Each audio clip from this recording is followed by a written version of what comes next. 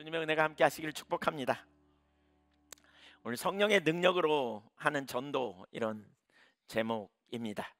영혼 구원에 대한 열망, 열정, 이런 부분이 우리에게 더 많이 좀 필요하지 않나, 이런 생각이 있어서 오늘 설교를 바꿨습니다. 첫째, 주님은 모든 사람이 구원받기를 원하셔서 추수할 일꾼을 찾으십니다. 오늘 본문을 보면 크게 세 가지를 볼 수 있겠더라고요. 근데 이제 요약해서 살펴볼 건데, 첫째, 예수님의 사역을 한눈에 볼 수 있습니다. 마태복음 9장 35절을 우리가 같이 한번 읽어볼까요? 시작. 예수께서 모든 도시와 마을에 두루 다니사 그들을 회당에서 가르치시며 천국 복음을 전파하시며 모든 병과 모든 약한 것을 고치시더라. 예수님의 사역이 무엇인지를 보여주잖아요.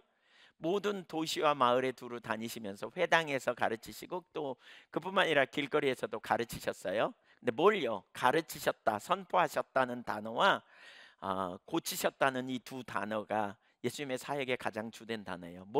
뭘 선포하셨느냐? 천국 복음, 하나님 나라 복음을 선포하셨다. 그 다음에 어떻게 고치셨느냐? 모든 육신의 질병들을 치유하셨다, 영육 간의 질병. 근데 성령의 능력으로 질병을 치유하셨다. 이게 예수님의 사역이에요.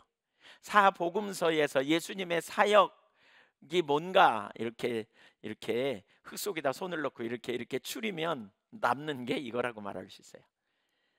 천국 복음을 전파하시고 성령의 능력으로 병자를 치유하셨다. 이게 예수님의 사역이에요. 요한복음 4장 23절과 9장 35절이 이것을 보여줘요. 앞가로 뒷가로처럼. 거기에 5장 6장 7장은 산상수훈으로 하나님 나라 백성의 삶이 뭔지, 천국 백성의 삶을 가르치잖아요. 그 다음에 8장 1절부터 9장 34절까지는 치유에 대한 이야기예요. 직접적 치유 사건만 9가지 예를 다루고 있어요. 그러니까 매우 중요한 예수님의 사역의 뭔지를 잘 가르쳐 주고 있죠. 근데 이 구절을 보면 35절에 모든이라는 말은 하나도 빠짐없이라는 말이거든요. 그리고 또 두루 다니사, 여기저기 다녔다는 말이잖아요. 근데 문법 시제상 완료형, 그러니까 미완료형이에요. 그 말은 그가 여기 저기 계속 다니고 계셨다. 바쁘게, 엄청 바쁘게 여기저기 다니면서 말씀을 선포하시고 병자를 치유하시는 일을 행하셨다, 이렇게 말하고 있는 거죠. 여기저기 바쁘게 다니시면서. 이것이 나중에 정확히 제자들의 사역인 것을 볼 수 있어요. 뭘 했다고요? 바쁘게 사역을 하시면서 하나님 나라 복음을 전파하시고 각종 병과 약한 것을 치유하시는 성령의 능력으로 이 일. 이게 예수님의 사역이에요. 염두에 두세요. 두 번째, 사역의 동기 36절을 보면 우리가 사역의 동기가 뭔지를 볼 수 있습니다. 같이 읽습니다. 무리를 보시고 불쌍히 여기시니 이는 그들이 목자 없는 양과 같이 고생하며 기진함이라. 이것을 직역하면 예수님은 무리를 보셨다, 그들에 대해 불쌍히 여기셨다. 왜냐하면 그들이 지쳐 있었고 목자 없는 양들과 같이 내던짐을 당하였기 때문이다, 이런 의미예요. 그러니까 고생했다, 그 말은 가죽을 벗기다, 칼로 썰다, 이런 고통을 의미해요. 그런 단어예요. 기진함이라, 그 말은 극심한 고통으로 인해 곤두박질 친 상황을 일컬어요. 회복 불가능할 정도로 곤비하고 지쳐 있는 상태. 그래서 우리 일부 예배 시간에 제가 우리 저기 몽골에서 유학 온 자매에게 물어봤어요. 목자 없는 양 같음이 뭔지 잘 알겠다고. 그래서 나중에 나한테 알려달라고. 어렸을 때 양도 치고요. 어렸을 때 막 그냥 안장 없는 말을 타고 다니기도 하고 막 그랬대요. 그래서 정말 잘할 것 같아요. 우리는 잘 모르죠, 목자 없는 양이 어떤지. 그러니까 여러분, 어떤 동기로 사역을 하는지 우리가 잘 봐야 되는 거예요. 그러니까 제가 목사로서 사역을 하잖아요. 여기저기 집회를 나가기도 하고 또 교회에서 전도도 하고 또 말씀도 선포하고, 이 사역의 동기가 무엇인지를 정말 잘 우리가 생각해 봐야 되겠더라고요. 전도하자 그러면 교회를 성장시키려고 전도하라 그러나, 뭐 이런 생각하시는 분들도 있더라고요. 당연히 교회 성장이 필요해요. 그러나 예수님의 동기는 뭐냐면 긍휼이에요. 긍휼. 영혼에 대한 긍휼. 하나님을 떠난 인간의 피폐한 상태를 보는 거죠. 목자 없는 양들처럼 온갖 위험에 노출된 상태, 먹거리나 마실 물을 찾지 못해서 가라고 줄인 상태에 있는 모습. 예, 인간 세계에 죄가 들어와서 그 죄로 말미암아 서로를 비난하고 헐뜯고, 또 부부간의 관계에서도 한쪽에서는 잘 살아보려고 하는데 한쪽에서는 그냥 펑펑 엉뚱한 일을 저지르기도 하고, 또 자녀들은 자녀들대로 또 그러고, 또는 부모가 자녀를 잘 못 돌봐서 문제가 생기기도 하고, 또 가까운 사람들끼리 배신을 경험하기도 하고, 막 이런 상처를 주고받는 일들이 인간 세계에 얼마나 많이 있는지. 그렇죠? 당시 영적인 목자가 목자라고 칭할 수 있는 사람들이 많았지만 진정한 목자가 아니었어요. 그래서 양들을 돌보지 못하고 오히려 저들을 피폐하게 만들었죠. 바로 그때 예수님은 이들을 위해 선한 목자로 오신 것이지요. 그리고 그들을 향한 한없는 긍휼의 마음으로 사역을 하신 거예요. 그러니까 우리가 사역할 때 바로 이런 어떤 동기를 가지고 하는지 잘 살펴봐야 돼요. 어떤 동기를 가지고 섬기는지. 정말 우리도 모르는 순간에 우리의 이름을 내기 위해서, 혹은 우리가 뭔가 유익을 얻기 위해서, 전도도 마찬가지예요. 그러니까 우리가 주님의 마음을 가지고요, 정말 그 사랑하는 마음, 존중히 여기는 마음, 그리고 그 영혼이 어떻게든지 주님 안에서 구원받고 영원한 생명을 얻을 수 있도록 돕는 그런 마음으로 우리가 접근하지 않으면 안 되는 거죠. 예, 이런 마음이 유일한 동기여야 돼요. 그 긍휼히 여기는 마음, 불쌍히 여기는 마음, 이것이 우리의 사역의 동기여야 돼요. 사실 이 마음이 없으면 우리가 섬기되 진정한 섬김이 될 수가 없는 것이지요. 세 번째, 이 본문에서 보여주는 게 있어요.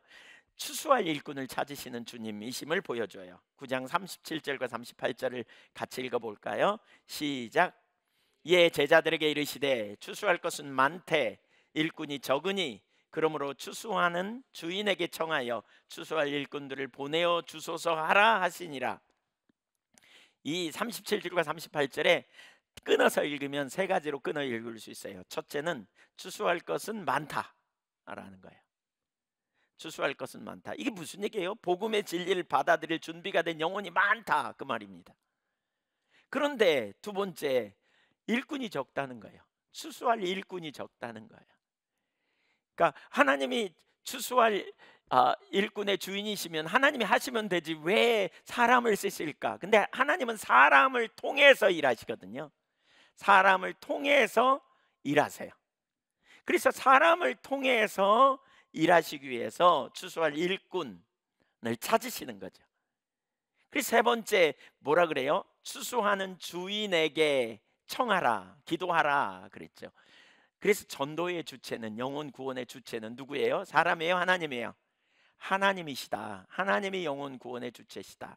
그래서 하나님이 영혼을 구원할 주체이시기 때문에 영혼을 구원하실 주체가 되신 주님께, 하나님께 영혼을 추수할 일꾼을 보내어 주소서라고 말하라고 이렇게 이야기하고 있죠. 이렇게 예수님이 말씀하세요. 한편으로 저는 이 구절을 보면서 주님의 마음을 너무나 잘 알 수 있는 것 같아요. 항상 이 구절을 읽을 때마다 제가 생각나는 게 뭐냐면 시급성, 절박함, 이 두 단어가 생각나요. 얼마나 절박한지, 한 영혼을 구원하는 것을 하나님이 얼마나 절박하게 여기고 또 시급하게 생각하는지. 주님의 시각으로 보면 추수할 것이 너무너무 많다는 거예요. 예. 그래서 추수의 주체이신 하나님께, 전도의 주체이신 하나님 앞에 기도하라 이렇게 말하고 있죠. 그 전도의 가장 기본은 그러니까 기도하는 겁니다. 먼저 우리가 전도하기에 앞서서 기도할 때 하나님께서 우리에게 기도할 열망을 부으시고, 전도할 열망을 부으시고 영혼을 품도록 이끄시죠. 특별히 보세요. 예수님이 제자들을 부른 목적이 뭐냐? 누가복음 24장 47절 48절에 보면 너희는 이 모든 일의 증인이라 이렇게 말하거든요. 그러니까 예수님이 복음을 전하기를 원하셨고 그 일을 위해 영혼을 구원하시기 위해 치유 사역을 하셨다면 제자들을 바로 동일한 사역을 하도록 부르셨어요. 근데 부르신 예수님께서 뭐라 그러느냐? 추수할 일꾼이 적어. 그러니까 너희가 가서 추수해 이렇게 말하시면 되는데 그렇게 말하기 전에 뭐라 그러느냐? 추수할 것은 많은데 일꾼이 적으니 주인에게 청하여서 일꾼을 보내주셔서 하라, 이렇게 먼저 기도하라고 가르치고 있거든요. 먼저 왜 이렇게 기도하라 그럴까요? 여러분, 우리가 하나님의 마음 기도할 때 우리가 목자 없는 양 같음을 보며 불쌍히 여기는 마음이 우리 가운데 부어지고 하나님이 얼마나 영혼을 구원하기 원하는지 그 열망이 부어질 것이기 때문에 그래요. 결국 12명의 제자에게 이렇게 시키고요, 10장에 가면 결국 누가 나갔느냐? 전도하러 나갔느냐? 예수님이 둘씩 파송해서 12명의 제자가 나갔습니다. 그러니까 우리가 전도에 앞서서 뭐가 먼저 필요하냐? 기도하는 일이 필요해요. 기도하는 일. 예, 이번 전도 컨퍼런스 앞두고 우리가 열심히 기도하자니까요. 오늘 선교회별로 모여서 열심히 여러분 영혼을 구원할 일꾼을 세워달라고 기도하시고요. 그리고 둘이 손잡고 나가세요. 둘씩 이렇게. 전도 컨퍼런스를 시작하면서 9월 3일 날 설교했던 하나님의 마음이라는 본문을 주제를 가지고 제가 디모데전서 2장 4절부터 7절까지 가지고 설교한 거 생각나세요? 그 본문 다시 한번 읽어볼까요? 여기 하나님의 마음을 볼 수 있는데 한번 보죠. 2장 4절 시작. 하나님은 모든 사람이 구원을 받으며 진리를 아는 데 이르기를 원하시느니라. 이게 여러분 하나님의 마음이에요. 믿으십니까? 하나님 모든 사람이 구원받기를 원해요. 모든 사람이 진리로 자유케 되기를 원해요. 모든 사람이 누구든지 복음 안에 있기를 원하는 거죠. 그러면서 2장 5절에 보면 우리말에는 잘 안 나와 있어요. 근데 영어 성경에 for라고 번역돼 있는데 헬라어로 가르라는 이유를 가르치는 접속사예요. 왜 그러느냐? 혹은 이 하나님의 마음을 알 수 있는 근거를 설명하고 있다고 저는 보는데 5절과 6절을 같이 읽어볼까요? 하나님은 한 분이시요 또 하나님과 사람 사이의 중보자도 한 분이시니 곧 사람이신 그리스도 예수라. 그가 모든 사람을 위하여 자기를 대속물로 주셨으니 기약이 이르러 주신 증거니라. 모든 사람이 구원에 이르기를 원하시는, 진리에 이르기를 원하신 하나님이 때가 차니까 아들을 보내셔서 그 아들이 육신을 입고 오셔서 그 아들이 십자가에 달려 우리의 모든 인류의 죄를 담당하시고 죽으실 뿐만이 아니라 사흘 만에 부활하셔서 승천하셨어요. 그 아들이 지금 어떻게 되셨어요? 성령으로 우리 안에 내주하세요. 그리고 세상 끝날까지 우리와 함께 하시겠다는 거예요. 우리를 고아처럼 버려두지 않기 위해. 그래서 갈라디아서 2장 20절에 뭐라 그랬어요?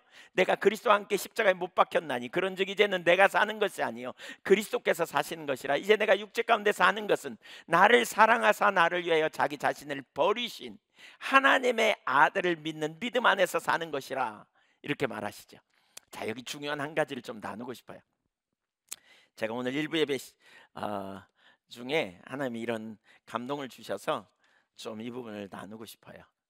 저 개인적인 삶을 보니까 제가 복음의 능력을 누리는데 진짜 자유함을 누린 비결 중에 하나가 믿음이었거든요. 믿음. 여러분 예수님 믿으시죠? 잘 들으세요. 제가 중요한 얘기입니다. 이거 중요한 얘기입니다. 여러분의 믿음은 어느 단계에 있는지 좀 보십시오. 예. 예수님이 하나님의 아들이신 거 믿으십니까? 네. 그분이 우리의 죄를 위하여 육신을 입고 이 땅에 오신 거 믿으시죠? 그분이 여러분의 죄를 다 담당하시기 위해 십자가에 달려 죽으심도 믿으신가요? 예. 그래서 예수님은 여러분의 주와 그리스도이십니까? 왜 아멘이 점점 적어지는 것 같은데 좀 떨어졌어요? 그 믿으십니까? 네. 그러면 여러분 구원받았습니다. 예수님이 하늘에 승천하셨어요. 그리고 다시 오실 거예요. 근데 그 전에 성령으로 우리에게 오셨어요. 세상 끝날까지 함께 하신다고 하셨어요. 믿으세요? 예수님이 여러분 안에 계세요. 믿으세요? 예수님이 길이요 진리요 생명이 되시고 예수님이 우리에게 지혜와 거룩함과 의로움과 구원함이 되세요. 믿습니까? 제 아멘 막 하셨는데 좀 생각을 해보세요. 생각을. 이 믿음은요 완전한 믿음이어야 돼요. 그러니까 무슨 얘기냐? 예수님이 내 안에 계심, 예수님이 나에게 지혜이심, 의로우심, 거룩함, 구원이 되심, 고아처럼 버려두지 않으려고 내 안에 거하심, 그리고 매 순간마다 나의 피난처가 되심, 매 순간마다 나의 길이 되심, 진리가 되시고 생명이 되신 그분이 내 안에 누추하고 때로는 음란하고 때로는 온갖 추한 생각을 사로잡는 그러한 내 안에 지성소 삼고 내 안에 와 계셔요. 그리고 나를 세상 끝날까지 인도하시고 돌보시는 주님이에요. 그 주님을 내가 신뢰하되 온전히 신뢰하는 믿음 안에 있는지를 생각해 보시라고요. 지적인 동의로 끝나지 않는지, 주님이 내 안에 계셔, 주님이 지혜야 거룩함이야 의로움이야 구원함이야, 이걸 이론적인 지식으로 그냥 믿습니다, 이렇게 하면서 실제 삶에서는 적용을 못 시켜. 왜? 믿음이 온전하지 않기 때문에. 어떤 때는 믿었다가 어떤 때는 잊어버렸다가 그렇게 살지 않는지 생각해 보세요. 이 믿음은 완전한 믿음이거든요. 완전한 믿음. 우리 주님을 신뢰할 때 완전히 신뢰하는 믿음. 제가 돌이켜보니까 제 삶에 놀라운 자유함이 있었던 것은 이 온전한 신뢰가 부어지면서 온전한 자유함이 주어진 것 같아요. 주님이 우리 안에 계심.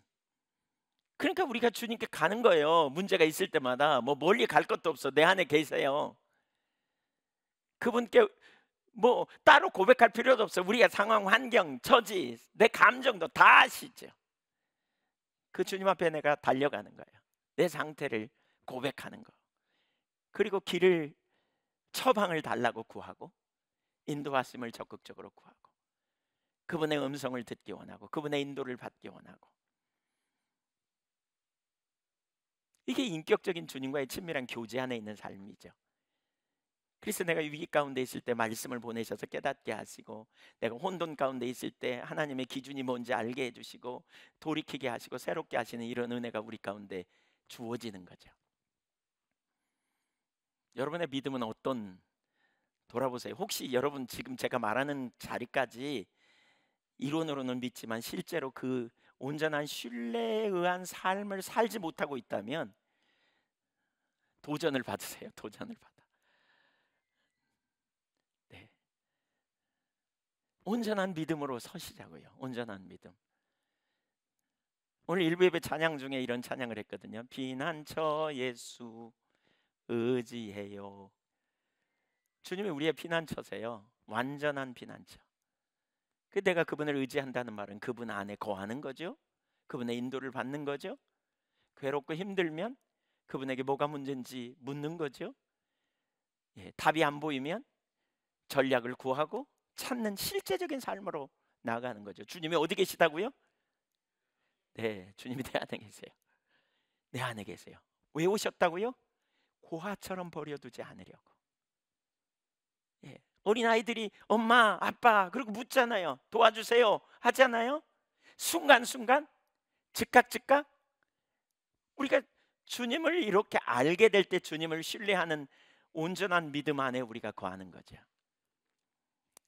온전한 믿음 안에. 제가 한 가지 여쭤볼게요. 찬양할 때 어떤 감동이나 깨달음이 있었던 분 손 들어보세요. 오늘. 네. 손 들고 계세요. 근데 그것을 종이에 적은 분 손 들어보세요. 종이에 적은 분 손 들어보세요. 네. 거의 없어요. 여러분 아세요? 하나님 우리에게 감동을 주시는 거 우리가 자꾸 적어야 돼요. 적는 습관을 우리가 가져야 돼요. 여러분 북한 가끔 텔레비에 나오잖아요. 김정은이 말하면 그 앞에서 탁 받아 적잖아요. 이게 뭐예요? 안 들으면 그럴까 봐 하는 거죠. 두려워서. 근데 우리 주님은 우리가 두려워 그런 뭐 막 무서워서 그렇게 하는 건 아니지만 우리 주님의 말씀을 우리가 얼마나 존중히 여기고 소중히 여기느냐는 거예요. 여러분 직장에 다니면 직장 상사가 여러분에게 뭔가 지시한다면 여러분 그걸 안 잊어버리려고 적잖아요. 우리 주님의 음성을 우리가 소중히 여기고 받고, 그리고 그 음성이 내게 선명하게 무슨 뜻인지 잘 모르면 적었다가 나중에 집에 가서 다시 살펴보고, 모르겠으면 주님 이게 무슨 뜻이에요? 자꾸 묻는 거죠. 자꾸 물으셔야 돼요. 그리고 무슨 뜻인지 깨닫게 해달라고 막 구하는 거예요. 또 하나님 말씀 명백해, 내 삶을 전환하라 그래. 그러면 전환해야 되겠는데 은혜가 능력이 없어. 그러면 하나님 전환할 능력도 부어주세요. 이렇게 구하는 거예요. 이렇게 찾는 거예요. 이게 동행하는 삶이에요. 이게 주님과 함께하는 삶. 내 안에 내주하시는 주님, 날 너무너무 잘 알고 계시는 주님, 순간순간 내게 주시는 음성 앞에 내가 민감하게 반응하는 성령의 조명으로 하나님의 말씀을 내게 깨닫게 하시잖아요. 순간순간 인도하시잖아요. 여러분, 하나님의 말씀을 우리가 성경에 뭐라 그랬어요? 나를 존중히 여기는 자를 내가 존중히 여겨 멸시한 자를 경멸한다 그랬는데, 하나님을 존중히 여기는 게 뭐냐? 그분의 말씀을 존중히 여기는 것이라 그랬잖아요.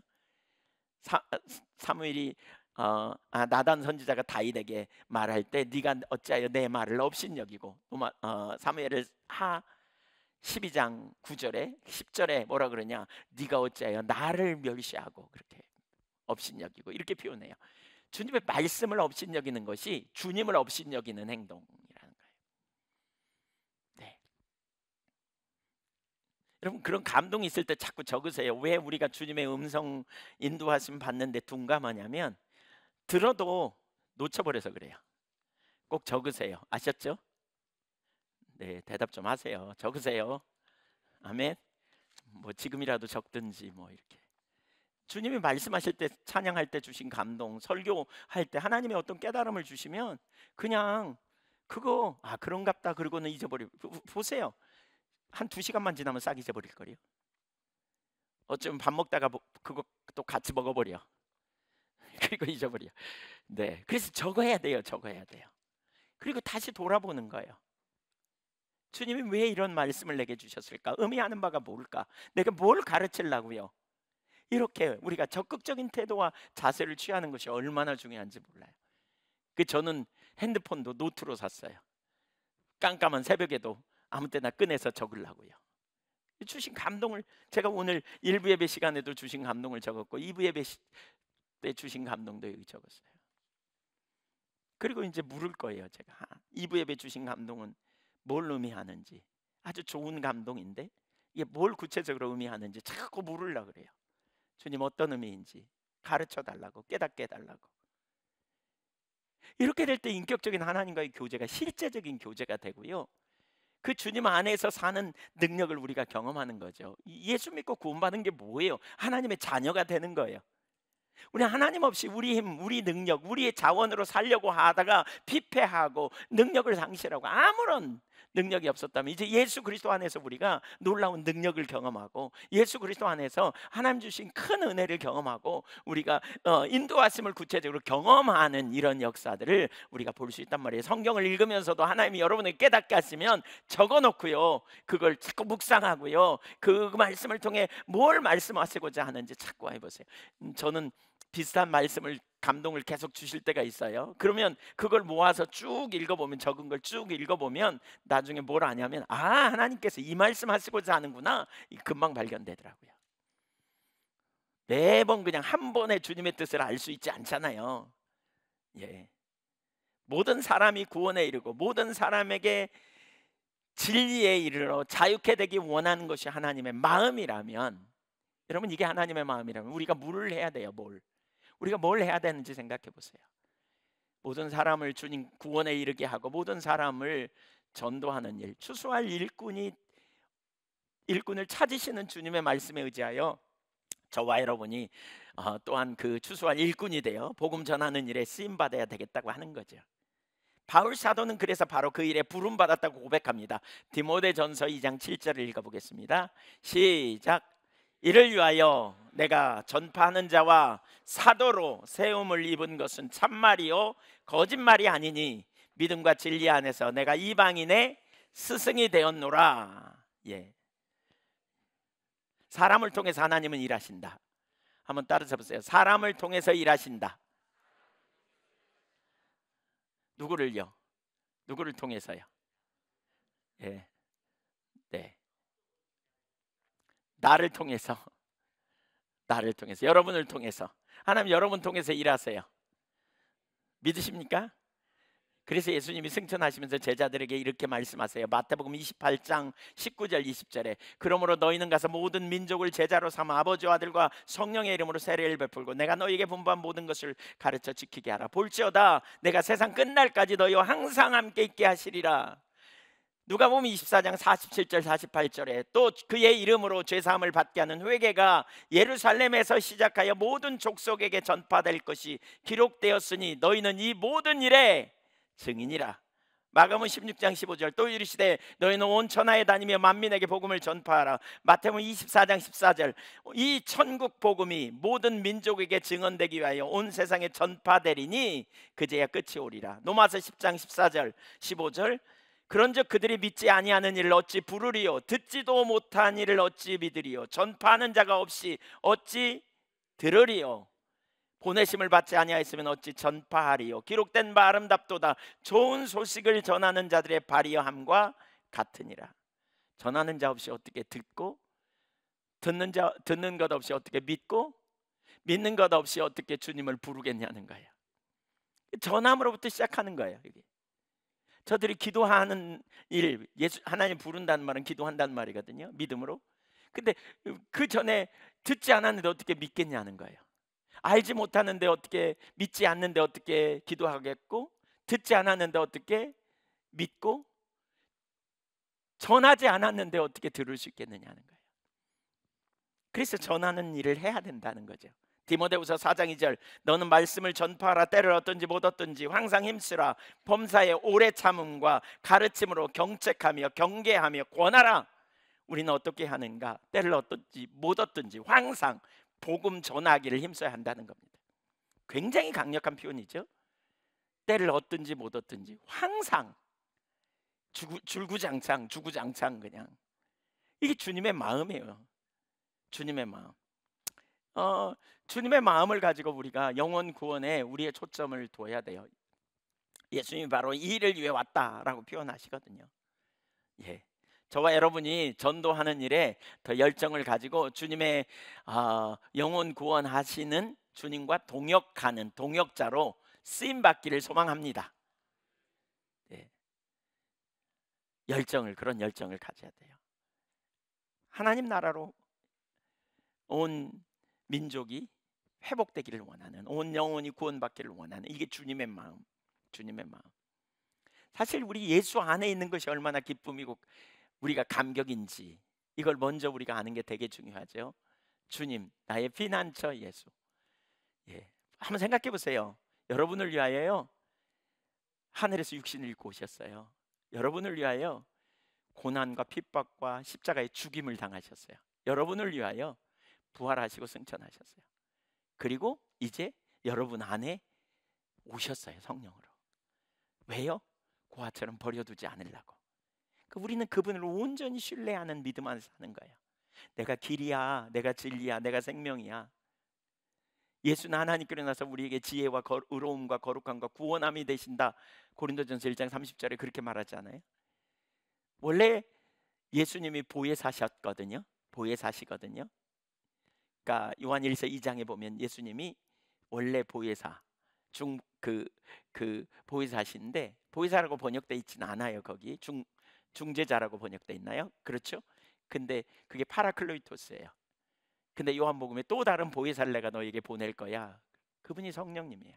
예수님이 제자들과 함께 동행하면서 지켜주신 것처럼 우리 안에 오셔서 똑같이 우리를 가르치시고 우리를 인도하시고 우리에게 능력을 부으시고 우리에게 피할 길을 내시고 우리에게 상담해 주시고 우리를 위로해 주시고 격려해 주시고 우리를 세워 주시고 인도하시는 주님이 어디 계시다고요?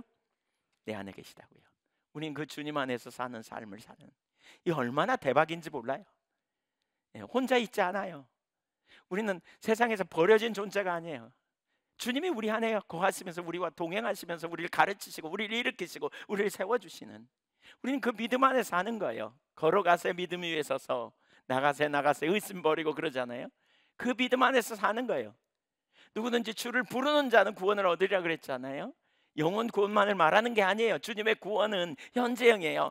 매 순간마다 우리가 주님을 의지하고 나갈 때 주님이 전략도 주시고 지혜도 주시고 능력도 주시고 우리에게 필요한 순간에 어떻게 해야 될지 가르쳐 주시는, 때를 따라 돕는 은혜를 부어주시는 그 능력 아래서 사는 것이 믿음이에요.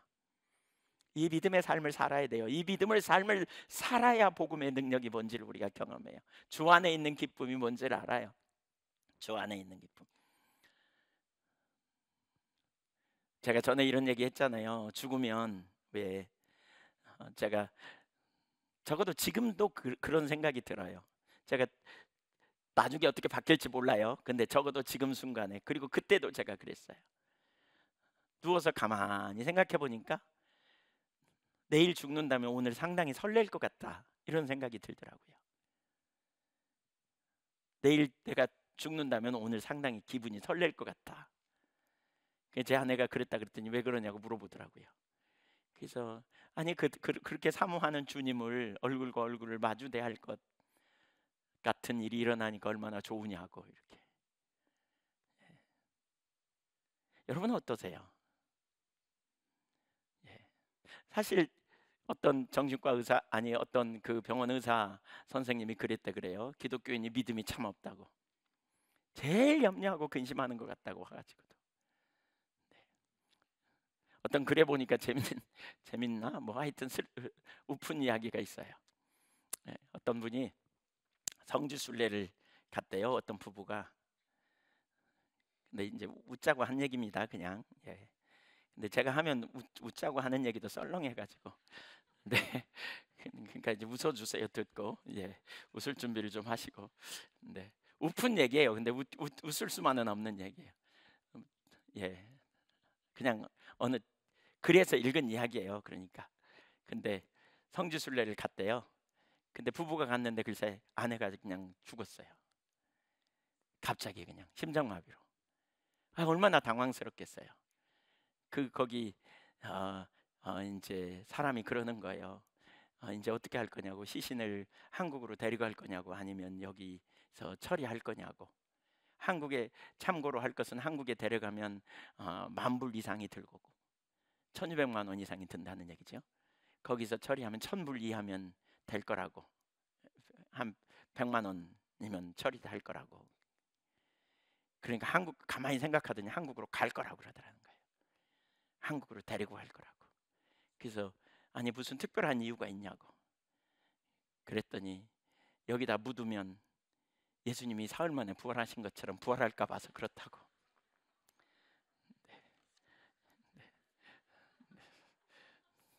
별로 재미없나요? 네, 저는 원래 저기 유머도 설교처럼 한다고 누가. 네.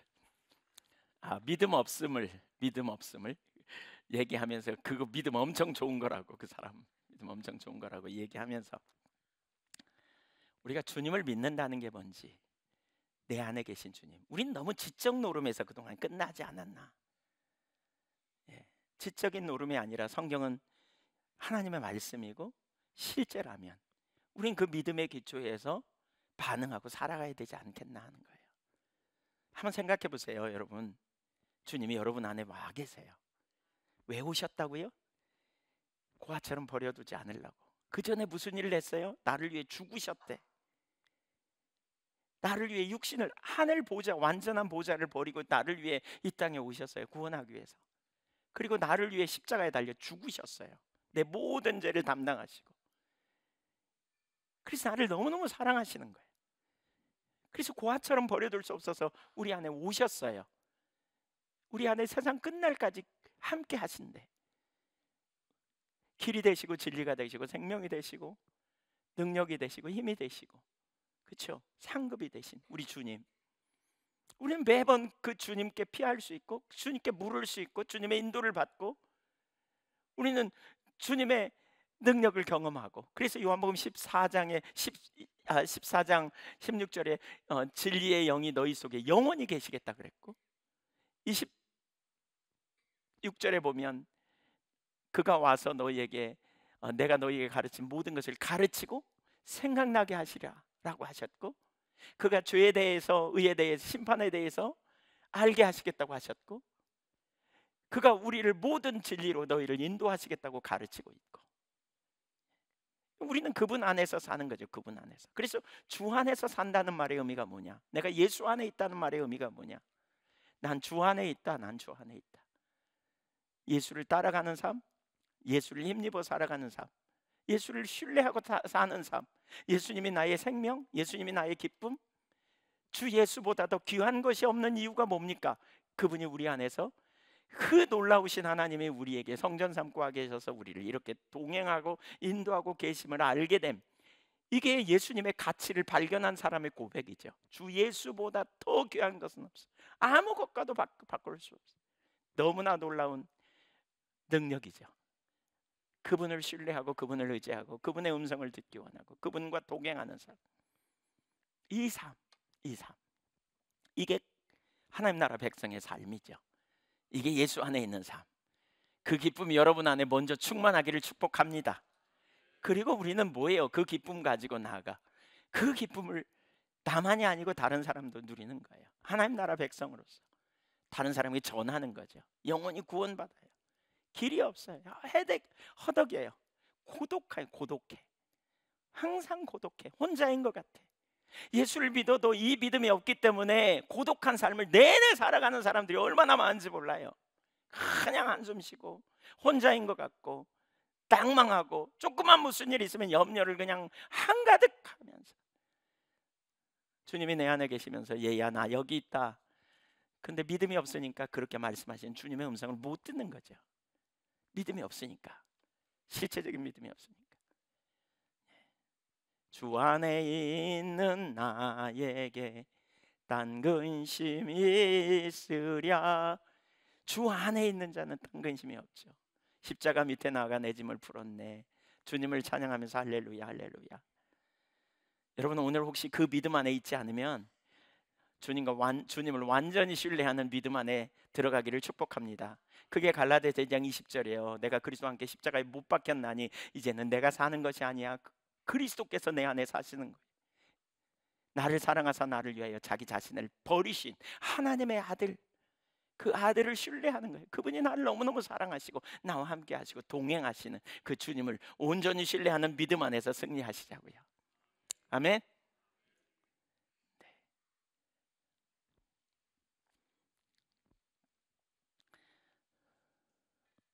두 번째, 큰일 났어요. 이제 주제의 시작인데, 두 번째, 간단하게 나누겠습니다. 예수님은 복음 전파의 사역을 위해 그러니까 우리가 복음 전파해야 되는데 어떻게 해야 되는지를 가르치는데, 그 중에 하나가 이제 초대교회는 관계 중심 전도였고요, 선포 전도도 있죠. 근데 여기서 우리가 보려고 하는 것은 성령의 능력이 필요함을 가르치셨어요. 성령의 능력으로 하는 전도. 첫째, 예수님 자신이 성령의 인도하심을 따라 성령의 능력으로 사역을 감당하셨어요. 예수님은 참 하나님이시지만 동시에 참 인간으로 오셨어요. 그래서 예수님이 어떻게 사역을 감당하느냐, 하나님으로서 사역을 감당하는 게 아니고 참 인간으로서 하나님의 성령의 능력을 힘입어 사역을 감당하셨다, 이렇게 볼 수 있어요. 누가복음 4장 16절 한번 읽어보시죠. 시작. 자라나신 곳 나사렛에 이르사 안식일에 늘 하시던 대로 회당에 들어가사 성경을 읽으려고 서심해 선지자 이사야의 글을 들이거늘 책을 펴서 이렇게 기록된 데를 찾으시니 곧 주의 성령이 내게 임하셨으니 이는 가난한 자에게 복음을 전하게 하시려고 내게 기름을 부으시고 나를 보내사 포로된 자에게 자유를, 눈먼 자에게 다시 보게 함을 전파하며 눌린 자를 자유롭게 하고 주의 은혜의 해를 전파하게 하려 하심이라 하였더라. 여기 사역의 동기가 뭐냐, 18절에 보니까 주의 성령이 내게 임하심으로, 사역의 근거예요. 주의 성령을 힘입지 않고서는 예수님은 행하시지 않았어요. 성령의 능력으로 그 일을 감당하셨다, 이렇게 표현하고 있죠. 성령의 능력으로 성령의 능력으로 사십시다. 사도행전 10장 38절 하나님이 나사렛 예수에게 성령과 능력을 기름 붓듯 하셨음에 그가 두루 다니시며 착한 일을 행하시고 마귀에게 돌린 모든 사람을 고치셨으니 이는 하나님이 함께 하셨습니다. 누가복음 5장 16절 예수는 물러가서 한적한 곳에서 기도하시니라.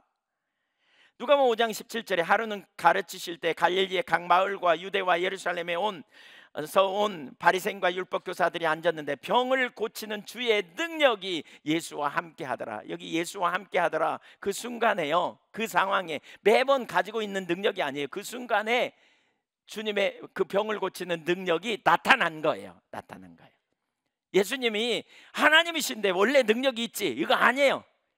그렇게 사역하지 않았다니까요. 만약에 그렇다면 예수님은 우리의 사역의 모델이 될 수가 없어요. 예수님은 우리의 삶과 사역과 신앙의 모델이 될 수 있는 이유는 참 하나님이시지만 참 인간으로 이 땅에서 사시기 때문이에요. 그래서 연약하게 사셨어요. 그러나 죄는 없으시죠. 왜? 완전한 성령의 능력을 의지하고 살았기 때문에 그렇죠. 그래서 16절에 한적한 곳에서 기도하시더라. 기도와 성령의 관계가 불가분의 관계가 있음을 볼 수 있어요. 기도를 힘써 했고 그럴 때 하나님의 성령께서 병을 고치는 능력으로 주님과 함께 하셨다, 이렇게 말하고 있죠. 그뿐만이 아니라 예수님은요, 성령의 인도하심을 따라 사역을 감당했어요. 표준 세번역으로 제가 읽겠습니다. 훨씬 더 글이 쉬워서 5장 19절 요한복음. 예수께서 그들에게 말씀하셨다. 내가 진정으로 진정으로 너희에게 말한다. 아들은 아버지께서 하시는 것을 보는 대로 따라할 뿐이요 아무 것이나 마음대로 할 수 없다.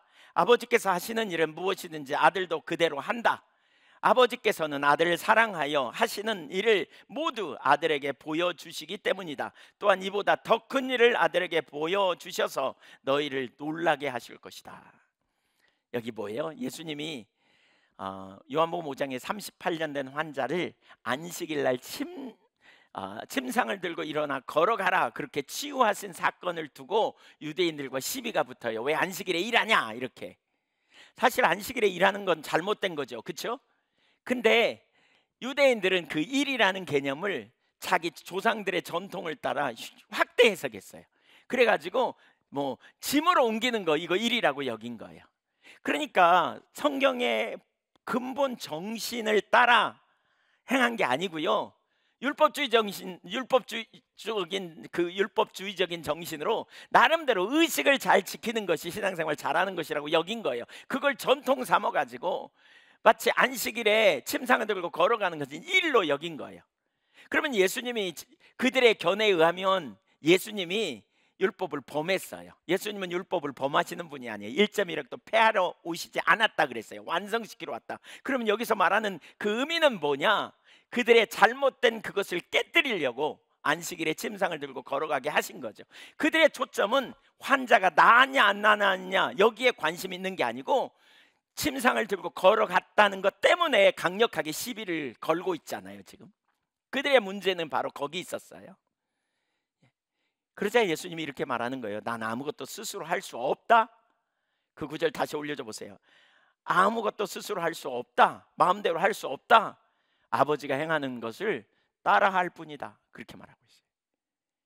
그러면서 아버지가 아들을 사랑하셔서 아버지의 행하시는 걸 다 아들에게 보여주신다, 이렇게 말하고 있어요. 아무것도 할 수 없다고 말씀하신다니까요. 여러분 우리가 사역을 주님 없어도 우리는 우리의 마음대로 우리의 열심으로 하면 된다고 생각해요. 근데 그러면 하나님이 뒷받침이 없기 때문에 열매가 없어요. 결국 누가 앞서가야 돼요? 아버지가 앞서가셔야 돼요. 그러니까 아버지가 행하시는 일을 보고 그 일을 자기도 했다는 거예요, 그대로. 그러니까 전략도 누구에게 나와요? 아버지께 나와요. 전략도. 예. 아버지로부터 나와서 아버지가 행하시는 대로 따라갈 때 그 다음에 역사가 일어나고 그 다음에 역사가 일어나고. 근데 그렇게 되기 위해서 되게 중요한 게 아버지와 친밀한 사랑의 관계죠. 20절에 사랑의 관계. 철저하게 주님이 내 안에 내가 주님 안에 계심을 알고 우리가 주님의 음성을 듣고 순종하여 나아갈 때 주님이 우리를 통해서도 주님 크기의 일을 이루실 줄 믿으시기 바랍니다. 어디 나오냐고요? 요한복음 14장 10절에 보면, 12절에 보면 나를 믿는 자는 나의 하는 일을 저도 할 것이며 이보다 더 큰 일도 하리라, 이런 표현을 하시거든요. 난 아무것도 스스로 할 수 없다. 내가 말하는 것은 아버지가 내 안에 계셔 그의 말을 하시는 것이라, 그의 말을 하시는 것이라. 그러면서 요한복음 14장 12절에 10절에 그렇게 10절 11절에서 말하고 12절에 뭐라 그러냐, 난 아무것 뭐죠? 나를 믿는 자는 나의 하는 일을 저도 할 것이다. 그리고 그보다 더 큰 일도 하리라 그랬어요. 어떻게요? 우리가 주님 안에, 주님이 우리 안에 거하시면서 이 말씀을 듣고 순종에 따라갈 때 역사가 일어나는 거예요. 우리 전남대 사역한 것도 도시락 토크 그 감동을 따라서 나아가면서 지금 일이 일어나고 있는 거잖아요. 하나님이 우리 구체적으로 하나님의 인도하심을 따라 순종해 갈 때 주님이 역사하심. 수도원조 공동체, 우리 지금 요양원 하게 된 계기까지, 그 과정까지 어떻게 된지 아시잖아요. 예, 죽음을 준비시키라는 감동을 따라서 우리 유원회를 구성했고, 유원회를 구성해가지고 속히 일이 안 이루어지니까 처음에 30명도 넘게 모였다가 나중에 점점 떨어져가고 16명 남았는데, 그때 여기 양지요양병원에서 도와달라 그래갖고 거기 가서 섬기는 일을 하면서 했고, 그러다가 어떤 시점이 되니까 연해에 세워진 마라나타 요양원에서 우리에게 좀 맡아달라고 얘기가 돼서 들어가서 지금 그 일을 하고 있잖아요. 저는 여기도 준비라고 생각해요. 죽음을 준비시키는 수도원적 공동체를 세워서 이제 그 일을 구체적으로 하게 하실 거다, 하나님께서 인도하셨으니까. 이게 보이는 거죠. 그렇게 인도하시고 이끄심을 보는 거죠. 철저히 성령의 인도를 따라감. 성령의 인도를 따라감. 한 번은요, 사람들이 예수님께 대게 몰렸어요. 예수님이 안식일 날 병자를 치유하고요, 그 다음에 베드로 장모의 열병을 치유하고 난 다음에 사람들이 예수님께 대거 몰렸거든요. 그랬더니 누가복음 4장에 보니까 예수님이 새벽 일찍 일어나서 한적한 곳에 가셔서 기도하시죠. 제자들이 찾아와요. 그러자 예수님께서, 무리들이 예수님 말씀도 듣고 은혜 받으려고 왔습니다. 그러자 예수님이 뭐라 그러냐면, 다른 동네로 가자. 누가복음 4장 43절, 예수께서 이르시되 내가 다른 동네들에서도 하나님의 나라 복음을 전하여야 하리니 이는 나는 이 일을 위해 보내심을 받았노라. 하나님의 복음을 전하러 예수님이 오셨다는 거예요. 그래서 한 동네만 머무르지 않고요, 딴 동네로 가요. 저라면 자발적으로 찾아온 사람들과 그냥 교회 세우겠어요. 그냥 저라면. 근데 주님은 안 그랬어요. 안 해요. 아니, 집회하자고 수많은 사람들이 몰려왔다니까요. 거기 교회 차리면 대박이에요. 그냥 순식간에 몇천 명 모일 거예요 아마. 예. 근데 주님은 안 그랬어요. 왜 그랬을까요? 성령의 인도를 받은 거예요. 그래서 갈릴리 여러 회당에 돌아다니면서 전도하는 일을 한 거죠. 이러한 사역을 통해서 복음이 증거되는, 이건 예수님의 사역이었다면 제자들도 똑같이 성령의 능력으로, 또 성령의 인도를 따라 동일한 사역을 감당하도록 이끄셨어요. 예, 누가복음 24장 49절을 한번 읽어볼까요? 너희는 이 모든 일의 증인이라 그런 다음에 볼지어다. 누가복음 24장 49절, 볼지어다 내가 내 아버지께서 약속하신 것을 너희에게 보내리니 너희는 위로부터 능력으로 입혀질 때까지 이 성에 머물라 하시더라. 예, 위에부터 능력이 와야 감당한다는 거죠. 사도행전 1장 8절, 너무 잘 아는 구절이니까, 오직 성령이 너희에게 임하시면 너희가 권능을 받고 예루살렘과 온 유대와 사마리아와 땅끝까지 이르러 내 증인이 되리라 하시니라. 마가복음 16장 19절 20절, 주 예수께서 말씀을 마치신 후에 하늘로 올려지사 하나님 우편에 앉으시니라. 제자들이 두루 나가 전파할세 주께서 함께 역사하사 그 따르는 표적으로 말씀을 확실히 증언하시니라. 따르는 표정으로 함께 역사하사. 로마서 15장 17절, 그러므로 내가 그리스도 예수 안에서 하나님의 일에 대하여 자랑하는 것이 있거니와. 18절, 그리스도께서 이방인들을 순종하게 하기 위하여 나를 통하여 역사하신 것 외에는 내가 감히 말하지 아니하노라. 그 일은 말과 행위로, 표적과 기사의 능력으로, 성령의 능력으로 이루어졌으며, 그리하여 내가 예루살렘으로부터 두루 행하여 일루리곤까지 그리스도의 복음을 편만하게 전하였노라. 여러분 보세요. 성령의 능력으로 그 일을 감당했다는 거예요. 이게 초대교회의 역사예요.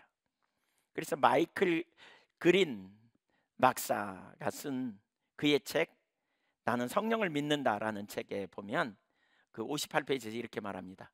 신약 성경의 기록들을 진솔하게 조사해 볼 때 성령이 제자들 위해 임하신 주된 목적은 선교를 위해 그들을 무장시키기 위한 것이었다는 사실을 의심할 여지가 없다.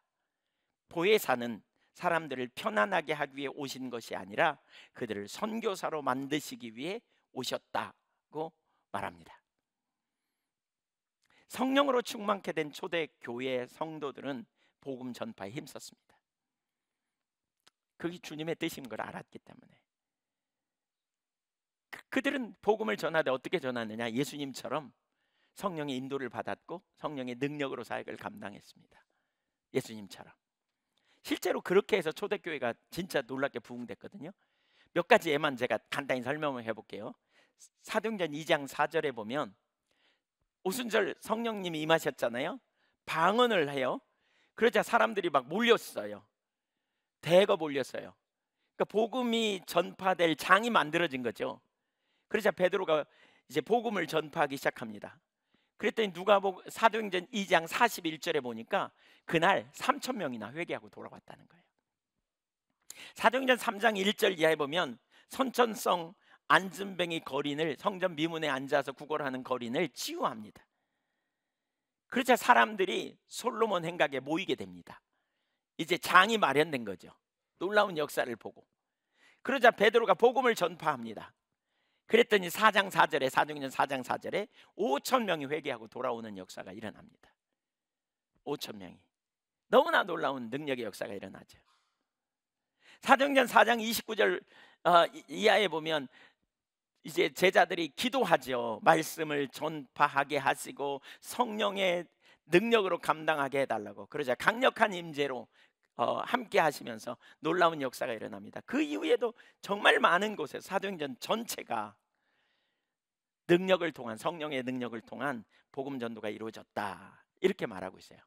자, 그러면 세 번째 성령의 능력을 통한 전도가 뭐냐? 이걸 능력 전도 이렇게 표현해요. 한번 따라서 보세요. 능력 전도. 전도가 어렵잖아요. 쉽지 않아요. 우리 힘으로 잘 안 돼요. 그래서 우리에겐 누가 오셨어요? 성령이 오셨어요. 그래서 성령을 힘입지 않고는 사실 어려워요, 여러분. 지금 성령을 힘입어 전도하자는 거예요. 예, 성령님이 우리 안에 계시잖아요. 우리 안에 오셨어요. 그래서 우리가 성령의 인도를 받고 성령의 능력으로 감당해야 돼요. 프로그램 전도와 능력 전도의 차이를 한번 좀 살펴보고 싶습니다. 프로그램 전도와 능력 전도의 차이. 오늘날 일반적으로는 프로그램 전도를 합니다.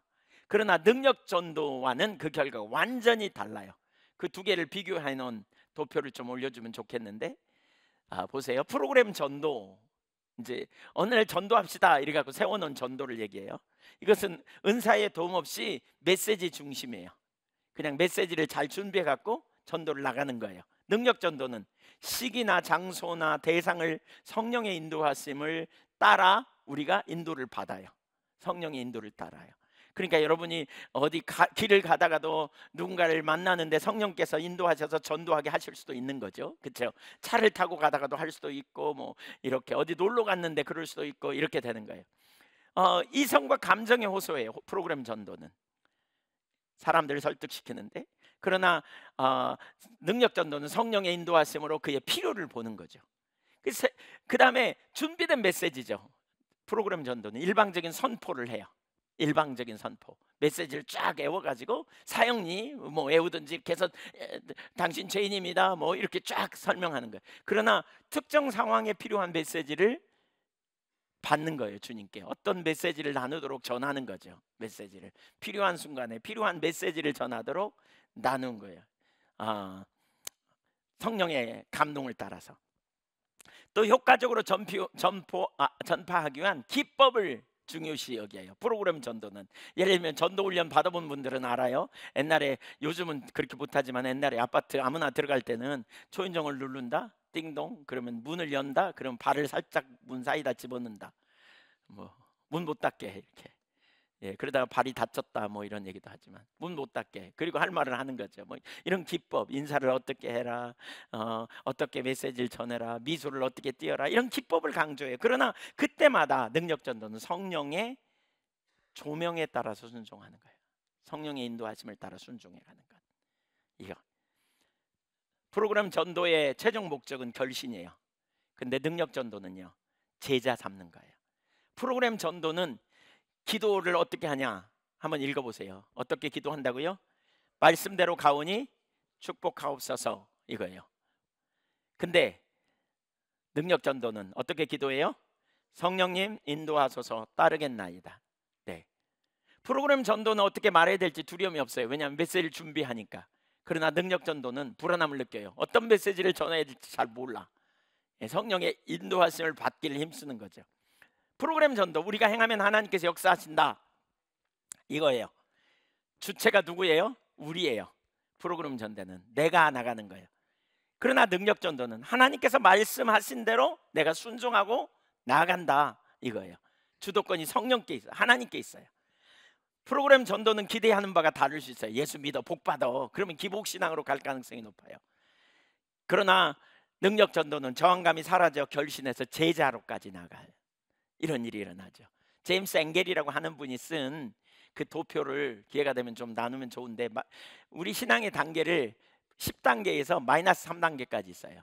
0단계가 결신이고요, 10단계는 완전히 불신앙이고요, 그 다음에 점점 이게 낮아지는 거예요. 복음 제시를 받고 교회 나오면 다 낮아요. 그래서 예수 믿겠다고 구원 고백하는 게 0단계고요, 그 다음에 0단계에서 끝나는 게 아니에요. 제자의 삶이 있다는 거죠. 그게 마이너스 3단계까지 완전히 헌신하는, 주를 위해 사는.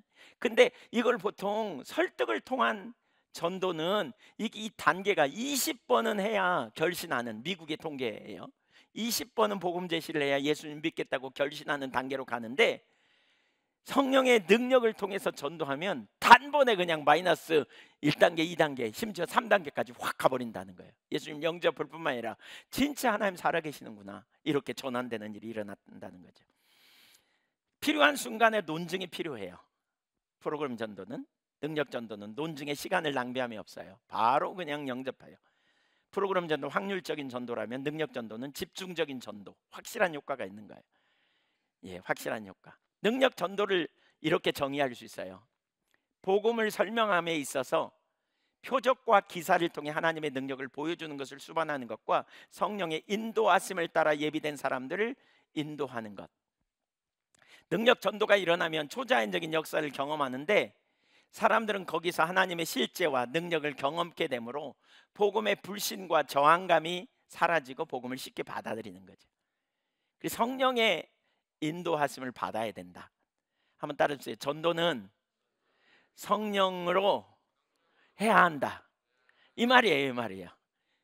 이걸 이제 마지막으로 이걸 조금 더 적용해서, 마지막은 아닌가? 하여튼 적용해서 두 가지를 나눌 수 있는데, 하나는 성령의 은사를 통한 사역이고요, 성령의 은사. 성령의 은사가 나타나는 일이 우리 가운데 매우 중요해요. 예. 그 다음에 또 다른 하나는 성령의 인도하심을 받는 거예요. 성령의 인도. 그러니까 표적과 기사를 통한 전도라고 그러는데, 예를 들면 빌립이 사마리아 성에 내려가서 복음을 전파했는데, 사람들이 빌립의 말도 듣고 행하는 표적도 보고 한 마음으로 그가 하는 말을 따르더라. 빌립보서 사도행전 지금 8장 5절 6절 7절에 이렇게 말합니다. 7절에 많은 사람에게 붙었던 더러운 귀신들이 크게 소리를 지르며 나가고, 또 많은 중풍병자와 못 걷는 사람이 나으니 그 성에 큰 기쁨이 있더라. 성령의 강력한 기름 부음으로 많은 사람이 치유되는 역사, 이게 표적과 기사죠. 그래서 많은 사람이 치유되고 회복되는 놀라운 역사가 있으면서 전환되는 일이 있었죠. 제가 전에 섬기던 죽전교회에 있을 때 진짜 복음 전하는 게 어려웠거든요. 근데 하나님의 성령께서 강력하게 임하시면서 치유가 강력하게 일어났어요. 특별히 막 교회 오는 사람들 한 번씩 귀신 쫓겨나는 일이 막 일어났어요. 그러고 나서 그냥 확 변화되더라고요. 진짜 놀랍게 변화돼요. 하나님 살아계시고 능력의 하나님.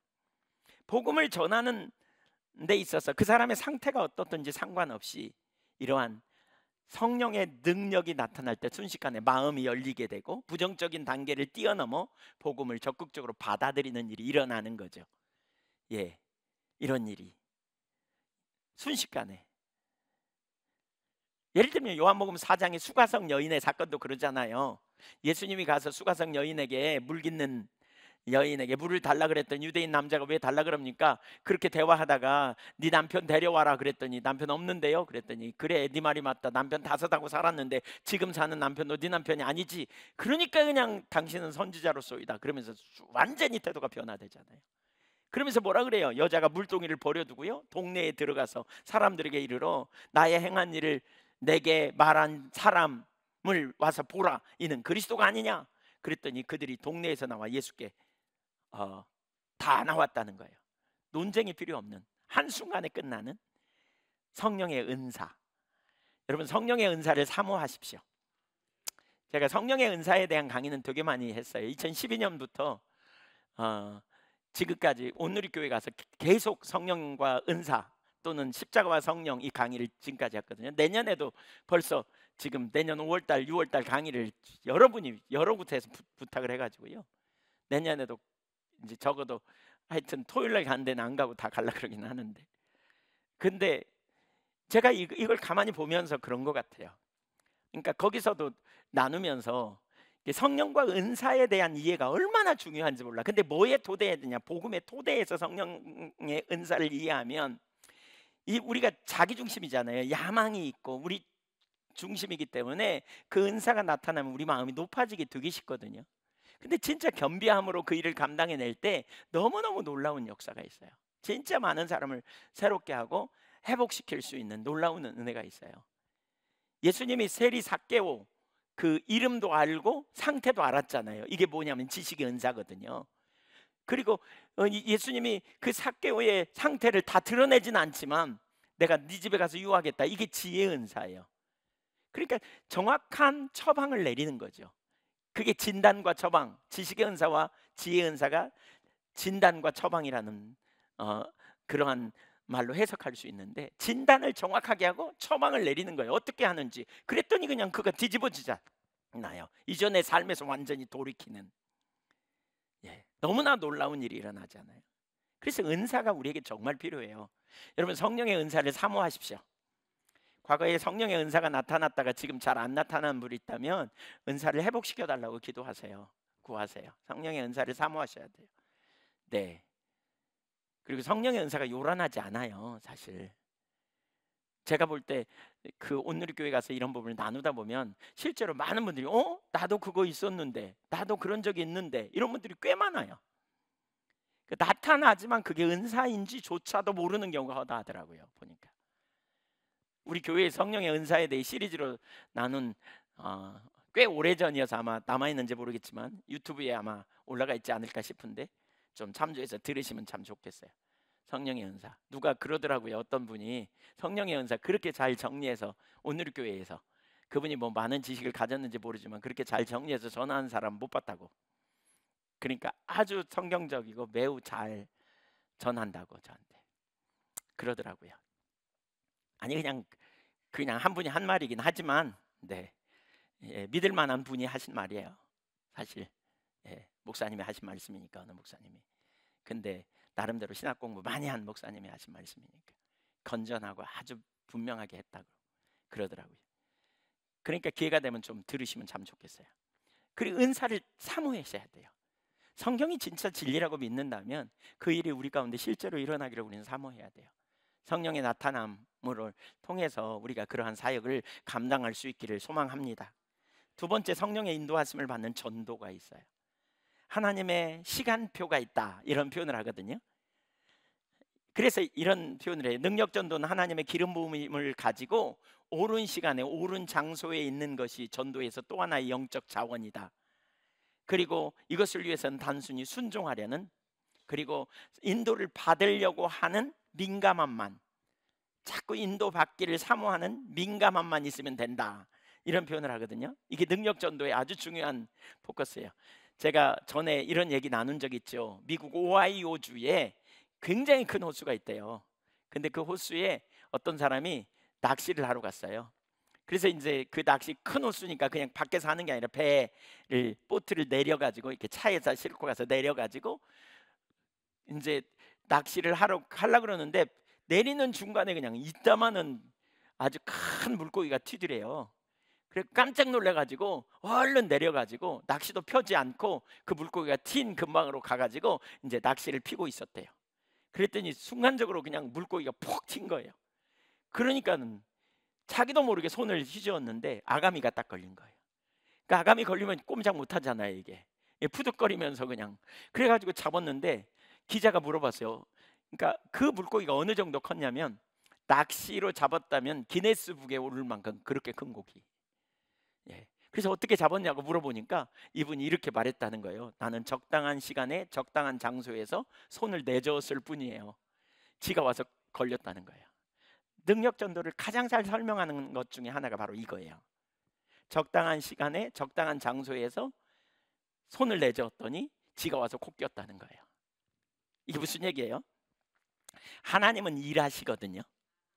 여러분 이걸 염두에 둬야 돼요. 따라서 보세요. 하나님은 일하신다. 여전히 일하세요. 어디서 일하세요? 우리 주변에서 일하고 계시다는 거예요. 그래서 헨리 블랙가비 목사님은 이런 하나님 경험하는 삶에서 이렇게 말해요. 하나님은 항상 우리 주변에서 일하고 계신다. 그러므로 하나님이 어디서 일하고 계신지 알기만 하면 우리가 삶을 조정하고 동참케 되면서 열매를 맺게 될 것이다 라는 거예요. 하나님이 일하세요. 한번 생각해 보세요. 아까 삭개오 사건 보세요. 삭개오는 그래도 그 분야에 권위가 있는 사람이에요. 유대인들이 나쁜 놈이라고 말하긴 하지만, 죄인이라고 말하지만 장이었다니까요. 돈 많이 벌었을 거예요. 예, 그쵸. 노마에 빌붙어 가지고 뭔가 자기 민족을 학대하고 핍박하고 그랬으니까, 착취하고 그랬으니까. 근데 나름대로 자부심도 있었을 거예요. 근데 어떤 순간에 그가 마음의 공고함을 느낀 거죠. 어떤 순간에 그가 이렇게 살아서는 안 되겠다는 생각을 가졌던 게죠. 그러니까 예수님이 오신다는 소식을 듣고 예수님을 만나보기 위해서, 보기 위해서 나왔는데 사람들이 안 끼워주니까, 키는 작지 안 끼워주지, 그러니까 나무 위로 기어 올라간 거 아니에요. 근데 예수님이 그걸 보신 거예요. 그러니까 우리는 사람을 바라면서 외모만 보지 말고요, 저 사람이 무슨 옷을 입었나, 저 사람이 뭘 걸쳤나, 이런 것만 보지 말고 저 사람 영혼 안에 지금 주님이 일하고 계신가, 이걸 보셔야 돼요. 이걸. 그 사람이 무슨 말을 하는지 말이죠. 아, 요즘 왜 이렇게 내 인생이 공고한지 몰라. 아, 내가 왜 이렇게 인생에 낙이 없어. 뭐 이거 다 그냥 일어난 일이 아닙니다. 이거 하나님이 일하시는 겁니다. 이거. 주님이 그걸 즉각 본 거죠. 그리고 지식의 은사를 통해서 삭개오야 내려오라. 내가 오늘 너 집에 유할 것다. 그랬더니 그냥 깽긋이었어요. 그냥. 사도행전 8장에 보면 빌립과 에디오피아 넷이 이야기가 나오거든요. 성령의 인도를 따라 광야로 빌립이 가잖아요. 그때 마침 에디오피아 넷이가 구약에서 이제 메시아를 예언하고 있는 이사야 53장을 읽고 있었단 말이에요. 너무너무 절묘한 타이밍이잖아요. 그의 찔림은 우리의 허물 인함이요 그의 상함은 우리의 죄악을 인함이라. 그가 채찍에 맞음으로 우리가 나음을 입었다. 도대체 그가 누구야? 그가 이러고 있는데 빌립이 짠 나타난 거예요. 누가 인도하셨어요? 하나님이, 성령께서. 그러니까 적당한 시간에 적당한 장소에 성령의 인도를 따라 빌립이 간 거예요. 그랬더니 하나님이 그 안에서 의문을 갖게 하고, 그 안에서 이게 뭐야, 어떻게 해야지? 이런 순간에 하나님께서 그 자리를 인도하신 거예요. 이게 능력 전도예요. 여러분, 우리 주변에서 하나님이 어디서 일하시는 일을 자꾸 찾을 필요가 있어요. 찾을 필요가 있어요. 아나니아를 전도하는 것만 해도 그래요. 그러니까 아나니아가 사울을 전도한 사건만 해도 그래요. 훗날 바울이 되는 사울 아시죠? 예수님이 다메섹 가는 길에서 이미 사울을 만났어. 그래가지고 그의 마음이 그냥 완전히 공고해졌어. 이제 자기가 정말 잘못된다는 걸 깨달았어. 눈은 안 보이지. 그냥 자기가 그동안 하나님의 메시아를 핍박하다니, 이런 그냥 완전히 누글누글해진 상태에서 아나니아가 기도하고 있는데 주님이 나타나셔서 집 가라 하는 거리로 가라. 사실 아나니아가 보는 환상은 전적으로 전도를 위한 환상이었잖아요. 그때 하나님께서 집 가라 하는 거리로 가서 복음을 전하라 그러잖아요. 아나니아가 한 일은 뭐예요? 사울아 사울아 주께서 너를 낫게 하신다. 그리고 기도했더니 눈에서 비늘 같은 것이 떨어지고 그가 전도됐어요. 그러니까 위대한 전도를 이룬 위대한 사도를 전도한 아나니아가 한 일은 뭐냐? 주님의 음성을 듣고 성령의 인도를 따라 적당한 시간에 기도하고 있는 가운데 말씀을 듣고 가서 그냥 복음을 전하고 손 얹고 기도한 거예요. 그랬더니 그냥 돌아온 거예요. 이게 성령과 연합하여 전도하는 능력 전도의 핵심이에요. 왜 누가복음 2장에 보면 그런 표현이 있잖아요. 시므온이 성령이 그 위에 계시더라 그러면서 어느 날 이스라엘 위로를 보기 전까지는 넌 안 죽을 거야 이런 말씀을 듣잖아요. 성령의 감동. 그러다가 어느 날 성령의 감동으로 성전에 들어가라 그랬더니 거기서 아기 예수를 만나죠. 그처럼 성령의 인도를 받는 거예요. 성령의 인도를 받는, 이게 그 능력 전도에 아주 중요한 거죠. 능력 전도. 한번 따라주세요. 성령님은 우리 안에 계시다. 성령님은 말씀하신다. 우리를 인도하신다. 믿으시죠? 그러면 우리가 성령의 인도하심 받기를 힘쓰고 애쓸 필요가 있다. 힘쓰고 애쓸 필요가 있다는 거예요. 우리가 이 즈음에 우리가 생각할 것은, 우리가 몇 가지 결론적으로 정리하죠. 시간도 없는데 정리하죠. 우선 첫째는 영혼 구원에 대한 열정을 우리가 갖는 게 중요해요. 하나님은 영혼을 구원하기 원하신다. 믿으십니까? 네, 하나님의 마음이에요. 두 번째로는 그 마음을 가지고 전도를 하되 우리의 힘과 우리의 능력이 아니라 우리 안에 오신 성령의 인도를 받으려고 힘써야 돼요. 인도를 받으려고 힘써야 돼요. 인도받는 좋은 비결 중에 하나가 이거예요.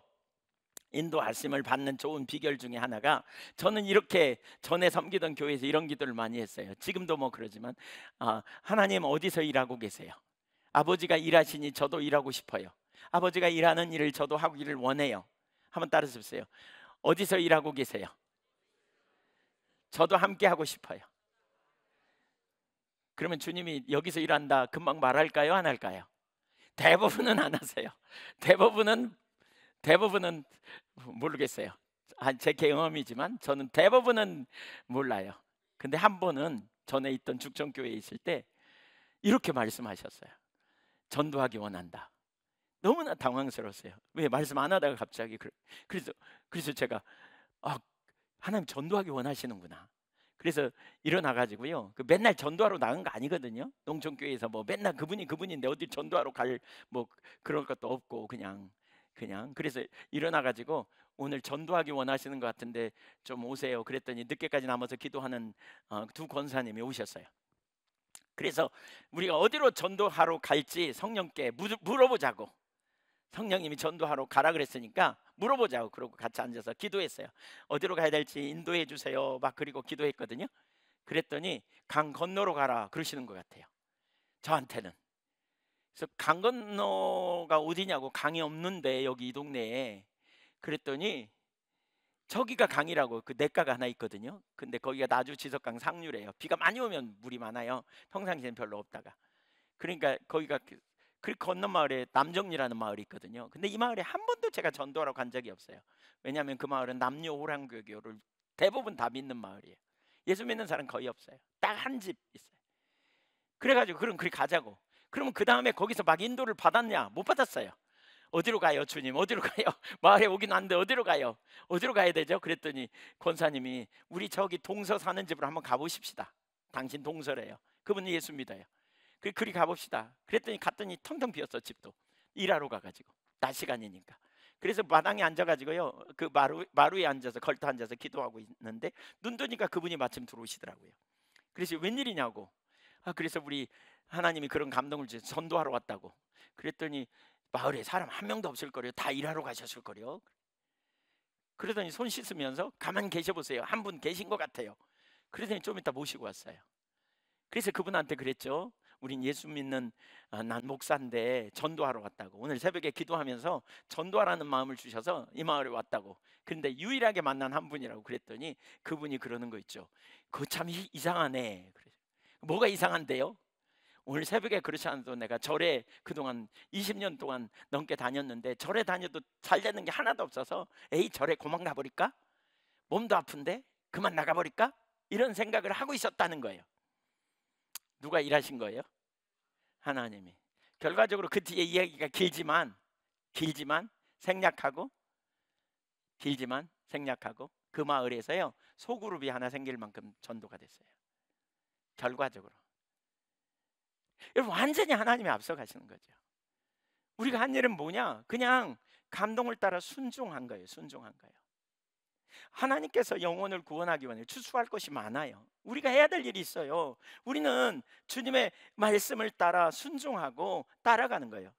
한번 따라서 해보세요. 아버지가 일하시니 나도 일하겠다. 네. 그래서 하나님 어디서 일하고 계세요? 어디서 일하고 계세요?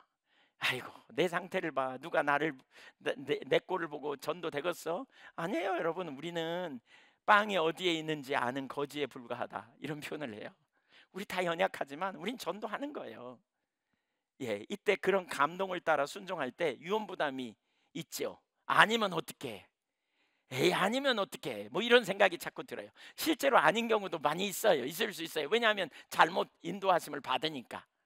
내가 잘못 인도를 받으니까. 그러나 순종을 통해서 우리가 하나님의 음성이 뭔지 분별하고 자라가게 돼요. 순종을 통해서. 빌립 한번 생각해 보세요. 하나님께서 저 남쪽 광야로 가라, 성령께서 이렇게 말씀하시거든요. 생각해 보세요. 광야에 뭐가 있다고 가? 이러고 의심하기 시작했다면 절대 안 갔을 거요. 근데 갔더니 마침 거기 지나가는 길을 가는 에티오피아 4시 행렬이 있잖아요. 딱 하나 있잖아요. 그렇죠? 너무 신난 거죠. 그때 그 다음에 그 행렬로 가라 그랬어요. 그랬더니 사실 유언 부담이 있잖아요. 적어도 에티오피아 한 나라의 국가를 책임지는, 국고를 책임지는 재무장관격인데 거기 얼마나 많이 주변에 군사들이 있었겠어요. 근데 가래. 그랬더니 빌립이 어떻게 했냐? 달려갔대. 성경에 보면 달려갔다 이렇게 말하고 있어요. 네. 사도행전 8장 29절에 그렇게 말하고 30절에 빌립이 달려가서 선지자 이사야의 글을 읽는 것을 듣게 되고 복음을 전하는 자리로 간 거죠. 유언 부담을 감수하는, 이게 능력 전도예요. 능력 전도. 자, 이제 설교를 마칩니다. 오늘 설교의 내용이 뭐였습니까? 네, 주님의 마음. 첫째, 주님의 마음. 주님의 뭐예요? 예, 목자 없는 양 같음을 보시고 불쌍히 여기는 마음으로 추수할 것은 많은데 일꾼이 적으니 일꾼을 보내어줘서 하라, 이렇게 말씀하시죠. 주님은. 예, 저와 여러분이 그리스도 안에 있는 자로서 그리스도를 믿는 믿음 안에서 승리하고 능력 있는 삶을 살았으면 좋겠고요. 그 능력 있는 삶으로 저와 여러분이 자유케 되고 승리하는 삶을 살면 좋겠다 싶어요. 그러면서 우리가 복음을 전하되 성령의 능력으로, 따라서 성령의 능력으로 은사를 사모하고 인도를 받아서, 예, 다시 한번 따라서세요. 아버지가 일하시니 나도 일하겠다. 오늘 하나님 아버지가 일하고 계심을 믿으시죠? 네, 일하세요. 그래서 여러분 염두에 두세요. 어디서 일하고 계세요? 주님 뭘 하세요? 이렇게 자꾸 찾아보세요. 네. 어떤 사람이 영혼이 나는 왜 이렇게 외로운지 몰라, 그러면 아, 일하시는구나. 너 교회 다닌다며? 그러면 일하시는구나, 이렇게 생각하시면 돼요. 야, 신앙생활 하는 거 참 부럽다. 일하시는구나. 뭐 이렇게. 갑자기 썽썽하던 사람이 몸이 아프다. 뭔가 일하심이 있어요. 그거 우연으로 여기지 마세요. 진짜 축정교회에 있을 때 이런 경험 되게 많이 했어요. 몸이 아픈 거 우연이 아니더라고요. 그때 마음이 흔들리고 그때 복음을 전할 때 사람들이 돌아왔어요. 한 분은요, 예수 믿은 지 3개월밖에 안 됐어요. 근데 어떤 점쟁이를 향해 복음을 전하기 시작했어요. 복음을 전하는 게 뭐예요? 복음이 뭔지도 잘 모르는데 이분이 한 일은 뭐냐? 교회 나가세요 나랑, 이런 거예요. 점쟁이한테. 근데 하나님이 일하시니까요, 점쟁이에게 신이 안 내리는 거예요. 교회 앞에다 크게 집을 지었는데 신이 안 내려. 그러니까 엄청 피폐하고 엄청 죽을 것 같아. 하나님이 일하셔가지고요, 나랑 교회 가지 그랬더니 따라서 교회 올라왔어요. 그분이 저를 보더니 뒤집어졌어요. 깜짝 놀래요. 어떻게 그런 일이 있었냐고. 그게 뭐냐고. 그랬더니 자기가 새벽에 잠을 못 자고 겨우 좀 잠들었는데 북쪽 하늘에서 누가 마차를 타고 와서 자기 엉덩이를 내리고 주사를 놓아서 자기를 치유해 주더래요. 근데 그게 누구였냐? 저더래요. 저를 보고는 이분이 깜짝 놀래요. 하나님이 일해 가신 거죠. 여러분, 하나님이 일하시는 일에 우리가 동참하고 영혼 구원을 위해 나가자고요. 우리 같이 기도합니다.